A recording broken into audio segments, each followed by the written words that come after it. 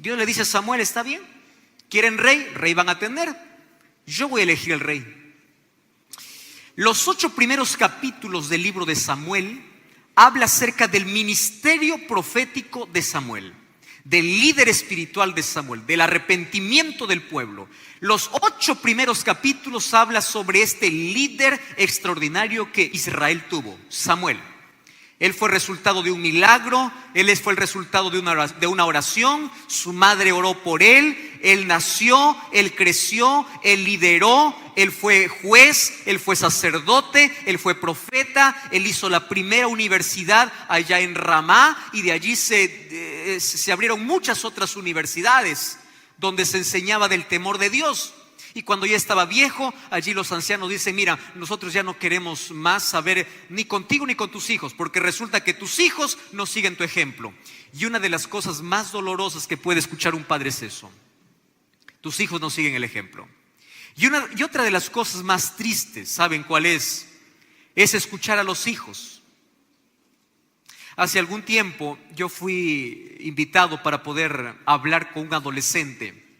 Tenía 14 años de edad. Tanta rebeldía a los 14 años, tanta rebeldía. Y yo me acerqué para decirle, ¿cuál es la causa principal? Y una de las maneras que me permite acercarme a los jóvenes siempre es colocándome por un momento en su lugar. Yo nunca a un joven le digo, ¿qué te pasa? ¿Qué te sucede? ¿Tienes todo? No, trato de entender porque todos tenemos luchas. Y incluso los que ya somos un poco más adultos, nosotros reaccionamos de cierta forma porque hay un problema detrás de eso. Y un joven lo expresa de otra manera. Yo le dije, ¿cuál es la razón principal por la cual tú adoptas todo este comportamiento? Y él me dijo algo que yo jamás voy a olvidar. Y esto yo siempre lo digo con mucho cariño para todos los padres. Él me dijo así, mira pastor, me dice, existe algo que a mí me llena de ira, me dice. Mis padres hablan una cosa pero viven otra cosa. Y él me dijo algo que realmente me estremeció. Si el evangelio no pudo cambiar la vida de mis padres, yo no necesito del evangelio. Eso realmente me movió. Hay hijos que se apartan del camino del Señor por la incoherencia que ven en la vida de los padres. Los padres hablan de una cosa pero viven otra cosa. Y una de las mayores o la mayor incoherencia es hablar de un Dios que transforma vidas y nosotros no tener una vida transformada. Y eso puede causar que los hijos se alejen de la iglesia. Pero hay otros hijos que se alejan del camino de los padres no porque sus padres no son buen ejemplo. Son padres piadosos, son buen ejemplo, son líderes, son consagrados, pero son sus propias decisiones que los llevan lejos de Dios. En el caso de Samuel era un hombre correcto, Samuel era un hombre entregado, era un hombre espiritual, pero los hijos tomaron decisiones y a veces los padres siempre se culpan y piensan que las malas decisiones que toman los hijos es por alguna cosa que tú hiciste. No siempre es así. Por eso la mejor manera de poder abrazar a los hijos cuando se apartan del camino solamente es orar por ellos. Y nunca dejes de orar por ellos. Ahora ellos piden un rey. Dicen, no queremos a tus hijos, queremos un rey. Y Dios les da un rey. A partir del capítulo 9 en adelante, desaparece Samuel del escenario. Es interesante. El libro se llama Primera de Samuel y viene Segunda de Samuel. Pero de Samuel solamente se habla 8 capítulos. A partir del 9 en adelante, Samuel narra la historia de 2 reyes que tuvo el pueblo de Dios. ¿Cómo se llamó el primer rey? Saúl. ¿Cómo se llamó el segundo rey? David. Y es interesante cómo a partir del capítulo 9 Samuel va a aparecer solamente en ocasiones específicas. Desaparece del escenario para dar lugar a 2 historias que parecen, o mejor, que aparecen Al principio con un destino brillante, glorioso, pero a medida que pasa el tiempo, cada uno toma sus propias decisiones. Y qué contraste que hay entre la vida de Saúl y la vida de David. Y ustedes saben que hay muchos críticos, y especialmente hay algunas personas que creen en la predestinación. Predestinación es un término, bueno, en el mundo teológico se conoce, ¿verdad? Donde se cree que Dios tiene favoritismo por algunas personas. Es decir, a una persona le dice, tú te vas a salvar, y esa persona se tiene que salvar. Y aquel a quien Dios predestinó que se pierda, se tiene que perder. Y ustedes han escuchado, no sé si ustedes han escuchado, pero yo a menudo escucho, dicen, no, yo no sirvo para ser cristiano. Para mí no es el cristianismo. ¿Por qué? No, yo no nací para eso. Dios no me eligió para eso. Porque creen que Dios predestina. Dios ciertamente elige personas para salvación y perdición. Escúchame una cosa. Dios elige personas para misión específica. Sí, es verdad que Dios elige. Dios por eso levantó a Moisés, Dios levantó a Josué, Dios levantó a Samuel. Dios elige personas para una misión específica. Pero para salvación, todos los seres humanos son elegidos para salvarse. La pregunta es, ¿por qué si todos son elegidos para salvarse? Porque la mayoría se pierde. Y no se trata de que Dios predestine. ¿Por qué les estoy contando eso? Porque hay algunos que revisan la historia de Saúl y dicen, pobre Saúl, Saúl tuvo menos oportunidades. No, Saúl tuvo las mismas oportunidades que David. Hay otros que comparan la vida de David con la vida de Saúl y dicen, David fue un asesino, David fue un adúltero, y cómo Dios lo preservó en el reino, y el pobre Saúl apenas cometió un pecado. Eso veremos mañana. Mañana vamos a ver cómo es que Saúl llegó rápidamente a una línea de un punto sin retorno. ¿Cómo? Si él fue tan bien elegido por Dios. Hay una palabra que nos divide entre un ser humano y otro, es la palabra decisión. Todos los seres humanos tomamos decisiones. Dios, el mismo que eligió a Saúl, eligió a David. Es el mismo Dios. Pero estos dos hombres, aunque tuvieron el mismo encuentro con Dios, no caminaron de la misma manera con Dios. Dos hombres llamados por Dios, que pudieron haber tenido un final glorioso, los dos tuvieron diferentes finales. Los dos eligieron diferentes destinos. Y es que hay algo que Dios no puede hacer. Dios no puede cruzar la línea de nuestra libertad. Dios no puede tomar las decisiones por ti. Tú tienes que elegir. Y hoy vamos a ver qué cosa es lo que Dios hizo por Saúl. Y vamos a ver que Dios no tiene favoritos. Los padres tienen favoritos, ¿verdad?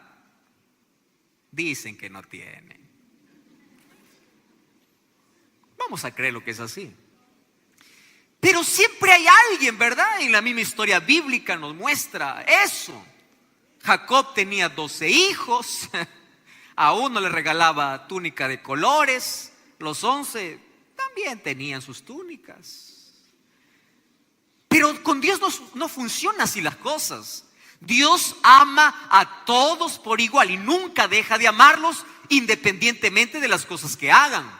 Dios te sigue amando, pero si finalmente tú eliges perderte, en tu libertad decides abandonar a Dios, aunque Dios no te abandone, el hecho que tú abandones a Dios, que tú rechaces a Dios, tú entras en el terreno de la muerte y finalmente terminas destruido, no porque Dios te abandonó, sino porque tú en tu libertad decidiste abandonar a Dios. Y eso fue lo que sucedió con Saúl. Pero primero hablemos lo bonito, ¿está bien? Lo bonito. Miren, Vamos a revisar algunos detalles de la vida de Saúl. ¿Quién era Saúl? Cuando vamos al libro de 1 Samuel capítulo 9, encontramos algunas características interesantes. Había un varón de Benjamín, capítulo 9, versículo 1. Un hombre valeroso. Cuando aquí la Biblia habla de valeroso, está diciendo de que este hombre era influyente. Este hombre tenía cierto poder de influencia.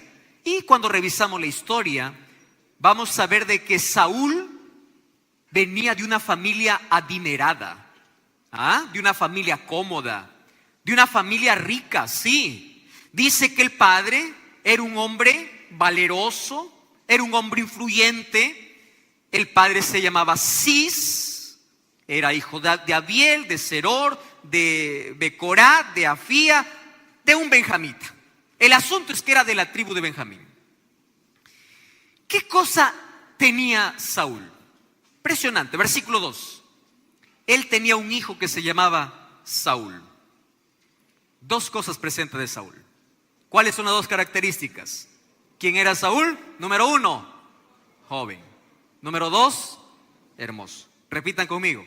¿Quién era Saúl? Número 1, joven. Número 2, una vez más. ¿Quién era? 2, una vez más. 1. Cada vez menor el asunto, ¿no? Joven y hermoso. Era joven. ¿Qué cosa es lo que se puede esperar de un joven? Mucho. Pero no solamente del joven, de todos. Pero era un joven y era hermoso. Y cuando seguimos leyendo, dice que no había alguien que había nacido en ese tiempo que le pueda superar en hermosura y en estatura. ¡Wow! ¿Tú te imaginas teniendo esas dos características? Ser alto y hermoso, eso es demasiado regalo.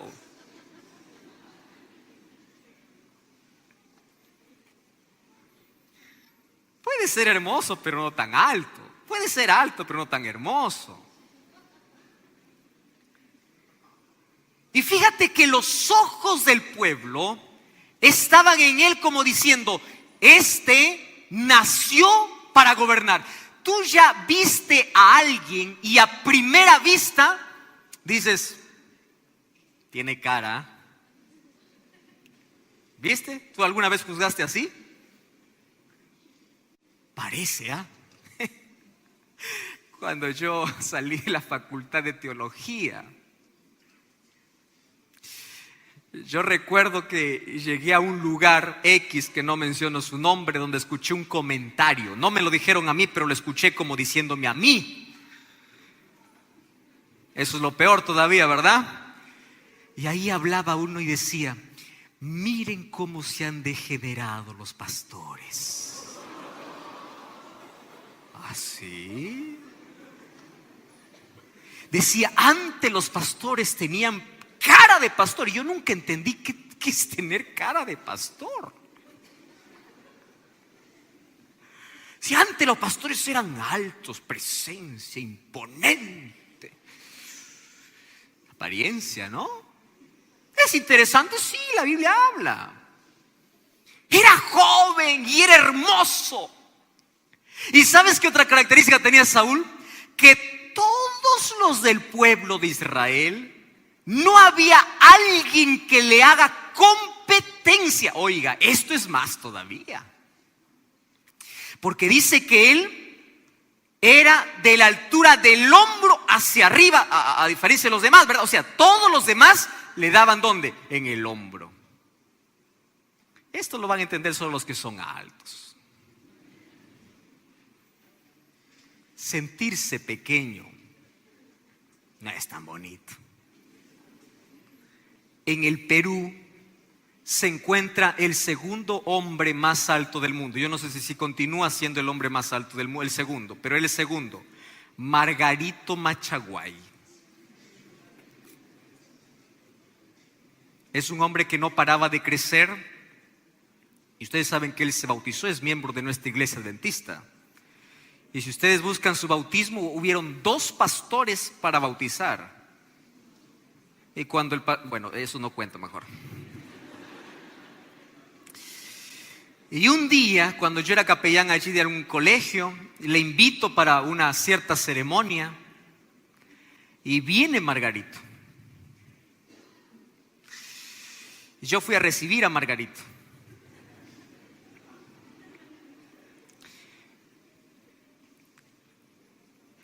Oye, usted sabe, una cosa es sentirse pequeño, ¿no? Pero otra cosa es sentirse ya demasiado. Le di la mano a ese hombre, tremendo hombre, tremendo, y yo le pedí una foto para desgracia mía. Me dice, sí, con tanto amor, ¿verdad?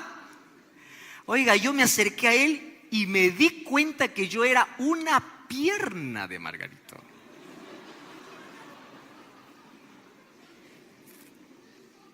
Tremendo. Ustedes no saben qué es sentirse así. Ustedes se imaginan qué cosa es mirar desde arriba todo, ¿verdad? Y uno que es chiquito siempre está mirando hacia arriba, ¿verdad?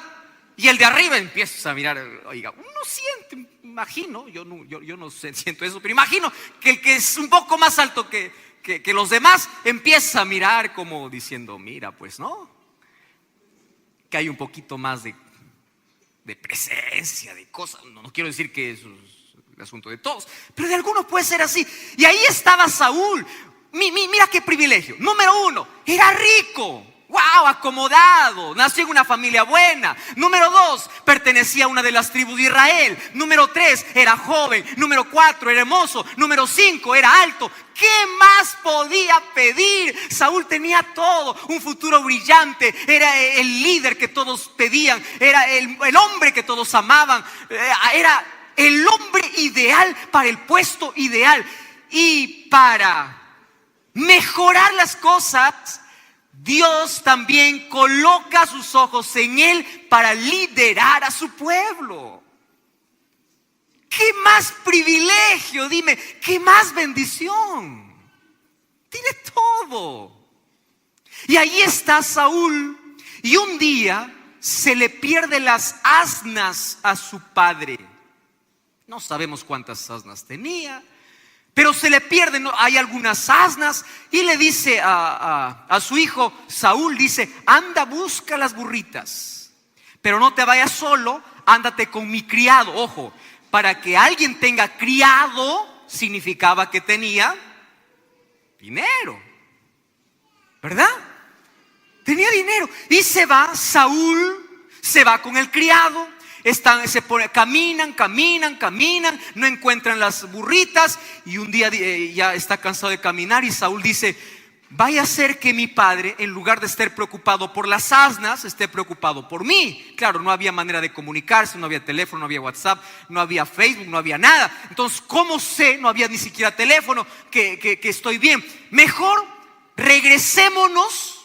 ¿Qué importa las burras, no? Burras, son burras, se pueden encontrar en algún momento, pero mi padre puede estar preocupado por mí. Entonces, cuando están por regresar, el criado le dice, mira, le dice, ¿por qué mejor no buscamos un profeta o un vidente? Y dice, está bien, él nos puede decir dónde están las burras o las asnas y podemos estar en paz.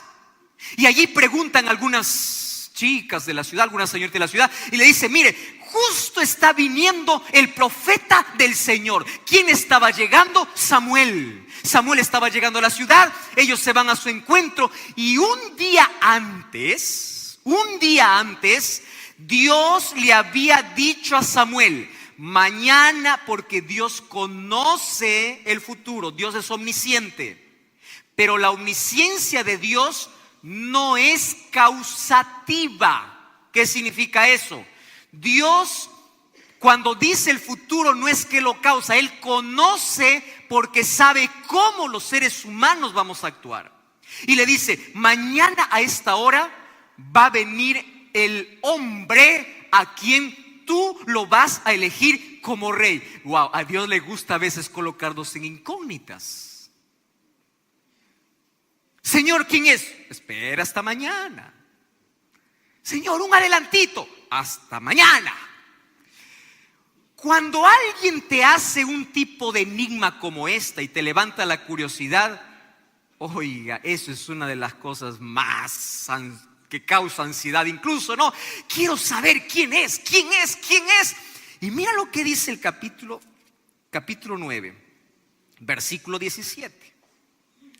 Versículo 16 dice: mañana a esta hora, versículo 16, yo enviaré a ti un varón de la tierra de Benjamín. ¿Correcto? Eso es todo lo que le dice Dios. Versículo 17. Y cuando Samuel vio a Saúl, es decir, Samuel tuvo que esperar toda esa noche para saber quién era. Versículo 17. Cuando Samuel vio a Saúl, Jehová le dijo: este es el varón del cual te hablé, que gobernará a mi pueblo. Es este. Ah, Señor, sí, tiene presencia, es joven, es alto, familia adinerada. Y cuando lo ve, él ya sabe de quién se trata. Y le hace y le dice: mira, Saúl, no te preocupes por las asnas ya fueron encontradas. Y le coloca un enigma. Así como Dios colocó un enigma en la cabeza de Samuel, Samuel se desquitó con Saúl y le colocó otro enigma. Y dice así, versículo 20: ¿para quién es todo lo que hay de codiciable sino para ti y para toda la casa de tu padre? Y Saúl respondió: oh, no soy yo un hijo de Benjamín, de las más pequeñas de las tribus de Israel, y mi familia no es la más pequeña de todas las tribus de Benjamín. ¿Por qué me has dicho cosa semejante? ¿Y saben qué le dice Samuel? Espera hasta mañana. Y imagínense Saúl, ¿qué me habrá querido decir? ¿Qué me habrá querido decir? ¿Qué me habrá querido decir? Y al día siguiente, cuando se levanta, capítulo 10, ¿qué sucede? Samuel tomó una redoma de aceite, la derramó sobre su cabeza, lo besó y le dijo: ¿no te ha ungido Jehová por príncipe sobre su pueblo? ¡Wow! ¿Ustedes se imaginan el conjunto de emociones que está viviendo aquí Saúl? Se fue por asnas, termina rey. Se fue a buscar asnas perdidas. Una de las cosas que me encanta de este Dios incomparable es que a Dios le gusta colocar sorpresas en nuestro camino. Dios interrumpe nuestra rutina de vida para sorprendernos y nos da inmensas alegrías, nos hace sonreír. Hay cosas inesperadas. Yo no sé cuántas cosas tienes que contar en tu vida, de cosas que jamás soñaste en tu vida, que un día Dios te iba a dar y Dios te dio. Se fue a buscar asnas y allí regresa, ya no como buscador de asnas, sino como el rey de Israel. Más allí Samuel le dice: mira, lo que yo he hecho contigo es medio secreto. Todavía no lo publiques, porque después yo voy a llamar a reunión y todos van a reconocerte como rey. Trato hecho. Tanto así que el tío de Saúl le pregunta y le dice: oye, dime, ¿qué te dijo el profeta? Y él le declaró: mira, me fue todo bien. Pero no le declaró que era el rey. Mira, ¿sabes cómo comenzó Saúl? Siendo humilde. Porque Dios siempre busca personas simples, personas humildes. A pesar de que Saúl era rico, a pesar de que era alto, a pesar de que era hermoso, a pesar de que era joven, a pesar de que era capaz, a pesar de que era el codiciable, él era humilde y le dice: yo soy el más pequeño, yo soy el más insignificante, pero si Dios me ha elegido, allá voy. Él comenzó bien. Pregunto, ¿comenzó bien o no comenzó bien? Comenzó bien. ¿Dios lo eligió o no lo eligió? Dios lo eligió. Él comenzó teniendo todas las oportunidades como tú y yo tenemos ahora. todas las oportunidades para tener un destino glorioso, pero nuestras decisiones pueden cambiar el destino que Dios tiene para nosotros. Nuestras decisiones. Y para completar la historia, ¿qué cosa le dice Samuel? Mira, le dice, eso no es todo. Dios tiene un par de sorpresas para ti. ¿Más? Sí, más sorpresas. ¿Qué va a suceder? Cuando tú te regreses por el camino, tú vas a encontrar a 3 hombres que te van a dar pan. Oiga, hasta esos detalles. Y cuando Saúl regresaba por ese camino, realmente encontró a 3 hombres que le entregaron pan. Y le dice, no solo eso, tú vas a seguir caminando. Mientras camines a la casa de tu padre, tú vas a encontrar a un grupo de profetas. Mira el versículo 6 del capítulo 10. Mira lo que dice. Capítulo 6 dice: entonces el Espíritu de Jehová vendrá sobre ti con poder.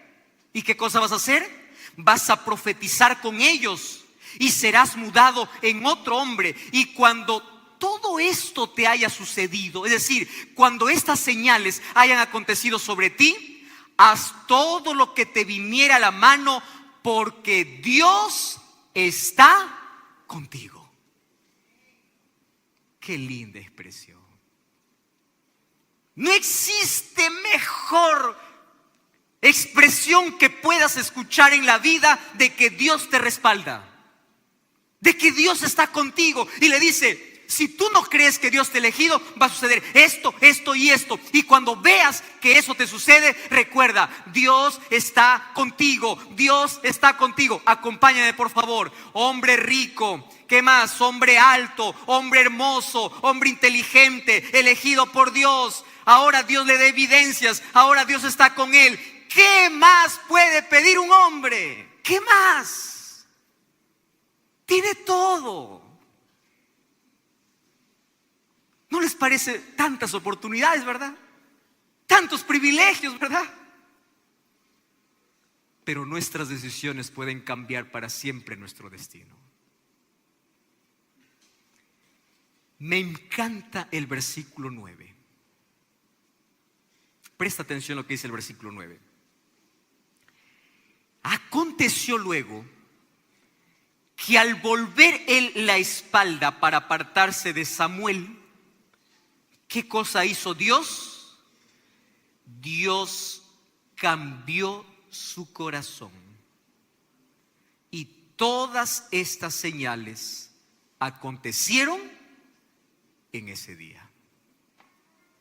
Préstame atención a lo que te voy a decir ahora. Buena estatura, buena riqueza, buen parecer no es suficiente. O mejor, nada de eso es suficiente. La única cosa que Dios hace y es especialista en hacer en todas las...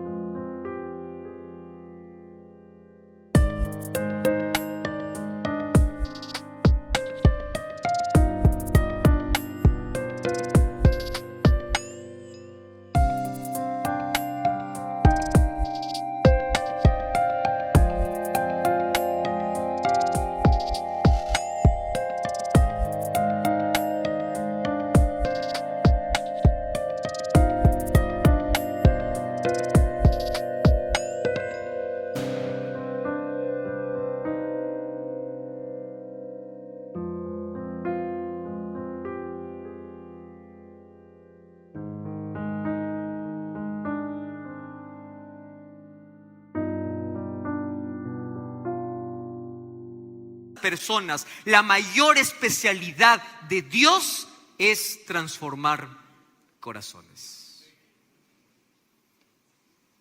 El mayor respaldo, el mayor milagro que Dios puede hacer en ti, ¿sabes cuál es? Cambiar corazones. La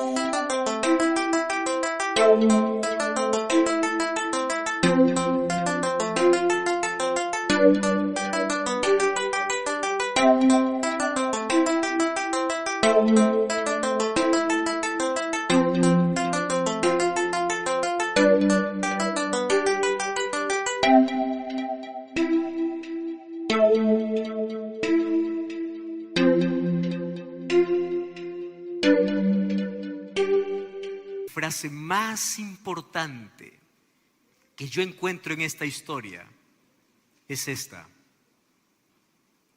Dios cambió su corazón.